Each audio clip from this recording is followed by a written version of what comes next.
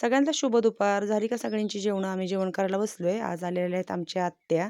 बरेच दिवसांनी आलेल्या आहेत. गणेश वाट बघून ह्यांची पुण्याला गेला. सारखा म्हणायचा, "आत्या कधी येणार? सौंदर्याची आजी कधी येणार?" आम्ही त्यांना आत्या म्हणतो, गणेश आजी म्हणतो. ह्या आहेत मामांच्या छोट्या म्हणजे मामांची छोटी बहीण आहे ह्यांची आत्या. तर काला येळण्याची आमटी बनवलेली. आज मटकीची उसळ बनवली आत्याने. छान कांदा, टोमॅटो, कोथिंबीर, एसराची गावाकडच्या पद्धतीची मटकीची उसळ.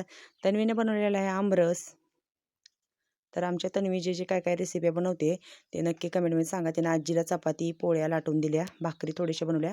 ते दोघंजण मामा आणि त्यांचे म्हणजे ह्या मामांची मेहुणे सकाळीच स्वयंपाक झाला त्याला जेवण केलं. कारण मामांना जायचं होतं वैरागला पुढे. मामा खरबूज घेऊन गेले टेम्पोमध्ये. मी जाणार आहे परत त्याच टेम्पोमध्ये मागून. मग आम्ही दोघं मिळून खरबूज विकणार कारण बाजार असतो बुधवारचा वैरागचा. खूप गर्दी असते. मग दोघांनी मिळून विकलं की बरोबर हे होतं. एकटं मामांना पण ते विकायला हेच होतं. सकाळी गेलेत मामा पुढे. मग मी मागून कामावरून जाणार आहे. मग आत्या तिकडून मुलीकडून आल्या होत्या. मुलीकडे कार्यक्रम होता बकऱ्याचा. मग जाता आम्हाला भेटून जाणार होत्या. मग थोड्या आल्या. जेवण करून आल्या होत्या पण थोडंसं आमच्यासोबत पण जेवल्या. थोडंसंच खाल्लं त्यांनी. खूप दिवसांनी आल्या होत्या. चालल्या होत्या आमच्या गप्पा मारत जेवण करायचं. मामा आराम करतायत तिकडे. जेवण केलं त्यांनी आणि छान बाजेवर सावलीला झोपले. तर या सगळ्यांनी जेवायला.